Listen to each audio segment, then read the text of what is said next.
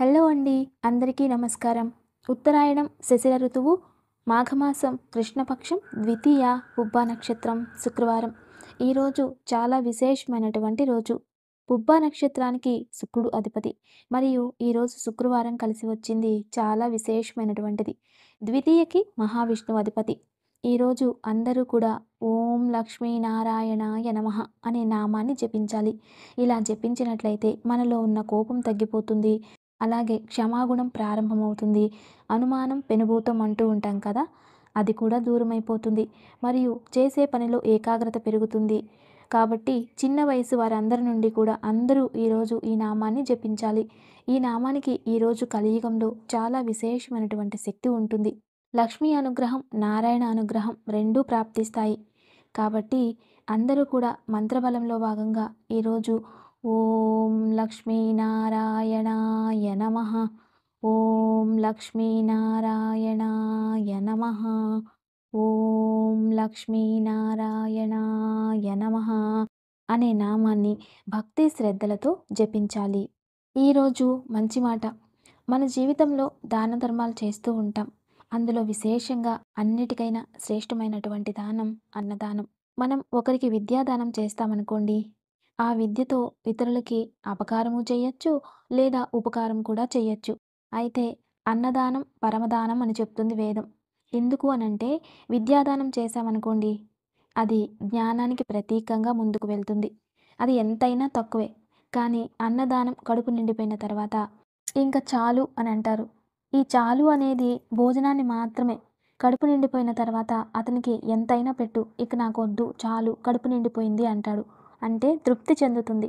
అన్నదానంలో ఎదుటి వ్యక్తి శరీరం తృప్తి చెందుతుంది.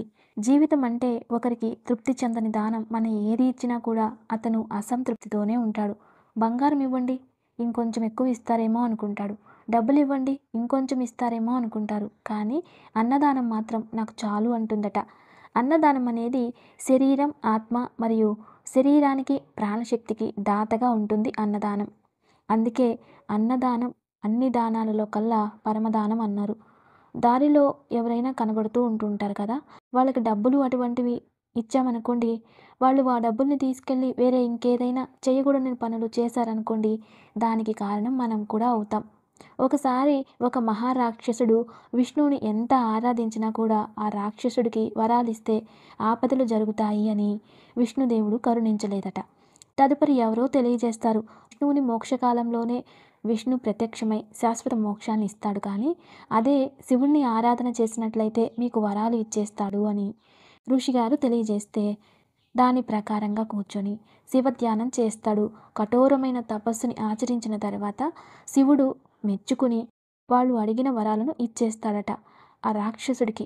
అంటే అతను అపాత్రుడు. ఇక వరం ఇచ్చేశారు కదా అని దానివల్ల విధ్వంసం సృష్టి అవుతుంది. ఆ విధ్వంసం సృష్టి అయిన తర్వాత ఎటువంటిది, మరణమే లేని అద్భుతమైన శక్తిని కోరేస్తాడు. అప్పుడు అతన్ని మనం సంహరించాలంటే విష్ణువు సంహరించిన తర్వాత నేనిచ్చిన ఆశీర్వాదం మీరు విజ్ఞాని చేశారు కాబట్టి అతనికి మరణం లేకుండా నేను చేస్తే అతనికి మరణ ప్రసాదం చేశారు. ఇది కాలచక్రంలో అనుచితమైనది అని వాళ్ళిద్దరికీ కూడా గొడవలు వస్తాయట. ఎందుకంటే పరమేశ్వరుడు ఇచ్చిన వరం ఈరోజు శూన్యమైపోయింది. పరమేశ్వరుడు వరం ఇచ్చిన తర్వాత ఎలా చనిపోయాడు అతను అని చెప్పి ఆ రాక్షసులందరూ కూడా పరమేశ్వరుని దగ్గరికి వెళ్ళి న్యాయాన్ని అడుగుతారు. అప్పుడు దేవతలందరూ ప్రశ్నించేస్తారు. మహావిష్ణువుకి అతనికి కోపం వచ్చి యుద్ధమే జరుగుతుందట. దానికి కారణం ఏమిటి అంటే అపాత్రదానము అనేది అపాత్ర వచనము, అపాత్రులకి అటువంటి వరాలు ఇవ్వడము అని అర్థం. అదే విధానంగా అప్పుడు సాక్షాత్ అపాత్రులకి వరాన్ని ఇవ్వడం వలన విధ్వంసాలు జరిగి దాని యొక్క ప్రతిఫలాన్ని శివుడు ఎలా స్వీకరించాడో అదే విధానంగా ఇక్కడ కూడా మనం ఎవరైనా అపాత్రులకి ఏదైనా ధనము లాంటివి దానం చేసినప్పుడు అది వినియోగం కాకుండా దురుపయోగం అయ్యి అతను చేసే పాపంలో ఇతను కూడా భాగి అవుతాడు. ఎవరికైనా సరే డబ్బులు ఇచ్చేవాళ్ళు ఉంటే వాళ్ళు దాన్ని స్వీకరించి కష్టపడడాన్ని మానేస్తూ ఉంటారు. తమ్ముడనో, అన్ననో, స్నేహితుడనో, ఇంకెవరో అనో పాపంలే పోనీలే అని చెప్పి మనం డబ్బులు ఇస్తూ ఉంటాం అనుకోండి, ఇక జీవితంలో వాళ్ళు కష్టపడడం మానేస్తారు. ఎలాగో ఇచ్చేవాళ్ళు ఉన్నారు కదా అని చెప్పేసి వాళ్ళు సోమరులుగా తయారైపోతూ ఉంటారు.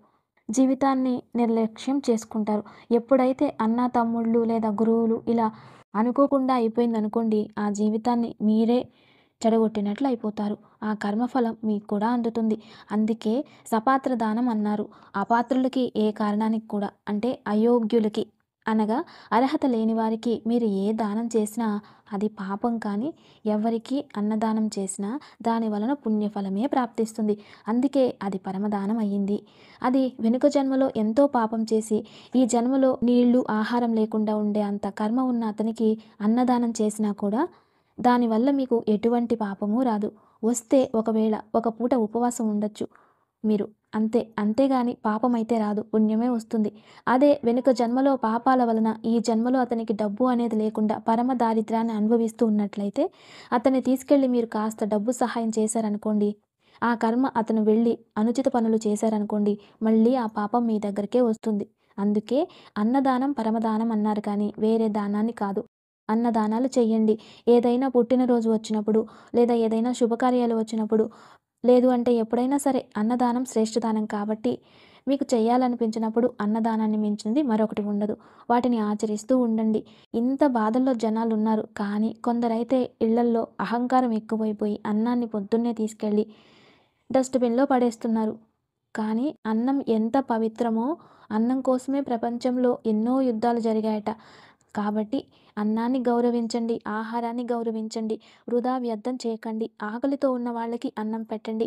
ఇంట్లో ఉదయాన్నే లేస్తేనే భగవంతుడికి ఏం వండుంటారో అది లేచిన వెంటనే తీసుకెళ్ళి భగవంతుని దగ్గర పెట్టి నివేదన చేసి, తదుపరి ఇంట్లో వారందరూ భోజనం చేయండి. అది మహాప్రసాదంగా మారుతుంది. అదే మన సనాతన ధర్మం. అదే మన సాంప్రదాయం కూడా.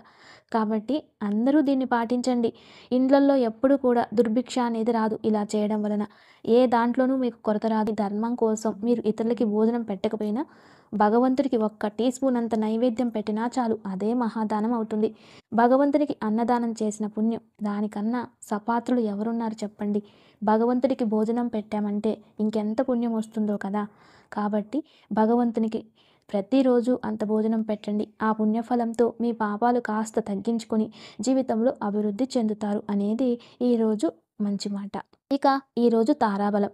ఈరోజు పుబ్బా నక్షత్రం కాబట్టి ఏ నక్షత్రం వారికి ఎలా ఉంటుందో ఇప్పుడు మనం తెలుసుకుందాం. అశ్విని, మఘ, మూల నక్షత్రం వారికి సంపత్తార విశేషం. ఈరోజు ఎంత కష్టపడితే అంత లాభం. ఏదైనా ఇన్వెస్ట్మెంట్స్ కొనుగోలు చేయండి, లాభం పొందండి. ఇక భరణి, పుబ్బ, పూర్వాషాఢ నక్షత్రం వారికి జన్మతార. ఈరోజు ఆరోగ్య సమస్యలు ఎక్కువ ఉంటాయి, జాగ్రత్త వహించండి. ఇక కృతిక, ఉత్తర, ఉత్తరాషాఢ వారికి ఈరోజు పరమమిత్రతార విశేషమైన రోజు. ఈరోజు మీ ఫేవర్ డే. దాని నుంచి అనుకూలమైన పనులు ప్రయత్నించండి, అవి జరుగుతాయి. ఇక రోహిణి, హస్త, శ్రవణ నక్షత్రం వారికి మిత్రతార. ఈరోజు శత్రువులు కూడా మిత్రులవుతారని ఏదైనా మీటింగ్స్ ఇటువంటివి ఏదైనా ఉంటే వెళ్ళి పాల్గొనండి. ఇది సక్సెస్ అవుతుంది. మృగశిర, చిత్త, ధనిష్ట, నైదవతార. ఈరోజు అంత శుభం కాదు. ఈరోజు మీకు అన్ని విరుద్ధ చర్యలు జరుగుతూ ఉంటాయి. ఆలోచించి నిర్ణయాలు తీసుకోండి. ఇక ఆరుద్ర, స్వాతి, శతభిష నక్షత్రం వారికి ఈరోజు సాధకతార. కష్టపడితే కాస్త స్లోగా సాయంత్రం లోపల అన్నీ శుభం జరుగుతాయి. ఈరోజు తీసుకునే నిర్ణయాలు భవిష్యత్తులో మిమ్మల్ని కాపాడుతాయి. మంచి నిర్ణయాలు తీసుకోండి. ఇక పునర్వసు, విశాఖ, భాద్రపద నక్షత్రం వారికి కోపం ఉంటుంది. శత్రువులు ఎక్కువగా ఉత్పత్తి అవుతారు. జాగ్రత్త వహించడం మంచిది. ఇక పుష్య, అనురాధ, ఉత్తర భాద్రపద నక్షత్రం వారికి క్షేమతార. ఈరోజు అత్యంత లాభదాయకమైన రోజు. క్షేమంగా ఉంటుంది. ఎక్కడైనా వెళ్ళాలి, యాత్రలు చేయాలి, దేవాలయాలకు వెళ్ళాలన్నా ప్రయత్నించండి. మరెవరైనా కలవాలంటే కలవండి, మీ కల సక్సెస్ అవుతుంది. ఇక ఆశ్లేష, జ్యేష్ఠ, రేవతి నక్షత్రం వారికి ఈరోజు విపత్తార. కాస్త జాగ్రత్త వహించడం మంచిది. ప్రయాణాలు మీకు అంత మంచిది కాదు. మరియు ఏ నిర్ణయాలు తీసుకున్నా భవిష్యత్తులో ఆపదలు వస్తాయి. ఆలోచించి నిర్ణయాలు తీసుకోవడం మంచిది. ఇది ఈరోజు తారాబలం. ఇక రేపు ఎటువంటి పూజను ఆచరించాలో తెలుసుకుందాం. రేపు శనివారం. వెంకటేశ్వర స్వామికి విశేషంగా పూజించాలి. రేపు ఉదయాన్నే విప్ప నూనెతో 2 దీపాలు వెంకటేశ్వర స్వామి ముందు పెట్టి వెంకటేశ్వర స్వామి వజ్ర కవచం పారాయణ చేసుకుని పెరుగన్నం దేవుడికి నైవేద్యం పెట్టాలి. ఇలా మీరు రేపు దీన్ని ఆచరించండి. ఖచ్చితంగా ఆ వెంకటేశ్వర స్వామి వారి అనుగ్రహం వలన ఏదైనా వ్యాపారంలో, పనుల్లో నష్టం అనుభవిస్తూ ఉన్నట్లయితే అది ఫుల్ స్టాప్ అవుతుంది. ఈరోజు దివ్యమైన వాస్తు పరిష్కారం. మనము ఇల్లు కట్టినప్పుడు భూమిలో నవరత్నాలు, పంచలోహాలు ఇవన్నీ కొన్ని వేస్తూ ఉంటాం. ఎందుకంటే ఇంట్లో డివైనిటీ కాస్మిక్ ఎనర్జీ అధికంగా ఉత్పత్తి అయి ఆ ఇంట్లో నెగిటివ్ ఎనర్జీ ఉంటే తొలగిపోవాలి. ప్రకృతిలో ఉన్న దైవశక్తిని ఆకర్షించాలి అని. అదే విధానంగా దేవాలయాల్లో కూడా ప్రతిష్ఠించేటప్పుడు నవరత్నాలు ఇవన్నీ పెడతారు. ఎందుకంటే ప్రకృతిలో ఉన్న చైతన్య శక్తి అంటే గృహమే దేవాలయంగా మారాలని. ఇప్పుడు మీరు ఎవరిదో ఇల్లు కొనుక్కున్నారు. వాళ్ళు దాని కింద ఏం పెట్టారో తెలీదు. కానీ కాస్మిక్ ఎనర్జీని ఆ ఇంట్లో అట్రాక్ట్ అవ్వడానికి ఏం ఎనర్జీ ఉంది? మన ఇంట్లో ఏమీ లేదు. అందుకే ప్రతి అపార్ట్మెంట్ ఇళ్లల్లో కూడా శ్రీవాస్తు యంత్రం ఉంటే ఇల్లే ఒక దేవాలయంగా, కాస్మిక్ ఎనర్జీగా మారుతుంది. ఎప్పుడైతే ఏ ఇంట్లో అయితే పాజిటివ్ ఎనర్జీ సృష్టి అధికంగా అవుతుందో అప్పుడు మనకి అన్నింట్లో కూడా ప్రశాంతత, కుటుంబంలో మంచిది ఇవన్నీ జరుగుతాయి. అప్పుడు ఇల్లే దేవాలయం అవుతుంది. లేదంటే ఆ ఇంట్లోకి వస్తేనే ఏదేదో ఆలోచనలు, చెడు ఆలోచనలు, నిద్ర రాకపోవడం ఇటువంటివి నెగిటివిటీ ఎక్కువగా క్రియేట్ అవుతాయి. ఏ ఇంట్లో అయితే దైవ బలం, కాస్మిక్ ఎనర్జీ అధికంగా ఉంటుందో ఇంటి బయట ఉన్న నెగిటివ్ ఎనర్జీ ఇంట్లోకి లోపలికి రాదు. ఎక్కడైతే పాజిటివ్ ఎనర్జీ ఉంటుందో అక్కడ నెగిటివ్ ఎనర్జీ లోపలికి ఆకర్షించలేదు. అటువంటి పాజిటివ్ ఎనర్జీ కోసం శ్రీవాస్తు యంత్రం పెట్టండి. దివ్యమైన యోగక్షేమం. ఈరోజు సాయంత్రం శ్రీఫలం కానీ లేదా వెలక్కాయ కానీ ఈ రెండిట్లో ఏదైనా కూడా ఒక కాయ తెచ్చుకొని దానిపైన సగం కట్ చేసి దాంట్లో గుజ్జు కొంచెమే తీయాలి. మిగతాది అంతే ఉండాలి. అలా కొంచెం తీసేసి దాని లోపలికి నెయ్యి పోసి మన ఇంట్లో దీపాలు వెలిగించే ఒత్తులు ఉంటాయి చూడండి. ఈ ఒత్తులని ఈ కొబ్బరి పుల్ల లేదా చీపురు పుల్లలు కొత్తవి తీసుకుని ఆ ఒత్తిని పెట్టి లైట్గా దారం చుట్టి దాని లోపల పెడితే ఆ ఒత్తి చక్కగా నిల్చుకుంటుంది. అప్పుడు దాన్ని దీపం వెలిగించి వాటితో లక్ష్మీదేవికి ఈరోజు సాయంత్రం లక్ష్మీనారాయణ లక్ష్మీదేవికి పూజించాలి. అలా ఈరోజు ఎవరింట్లో అయితే ఈ ఒక దీపాన్ని వెలిగిస్తారో వాళ్ళకి జీవితంలో దారిద్ర్యం అంతా దూరమై లక్ష్మీ గణాలు ఆకర్షిస్తాయి. అప్పుడు కుబేరుడు కూడా ఆకర్షిస్తారు. అప్పుడు మీ కష్టానికి తగినట్లుగా ప్రతిఫలం లభిస్తుంది. ఈరోజు మాఘమాసం అద్వితీయమైన ద్వితీయ రోజు వెలిగించండి. పరిపూర్ణమైనటువంటి లక్ష్మీ అనుగ్రహంతో మీ కష్టాలు తొలగించుకోండి. నమస్తే. Thanks for watching.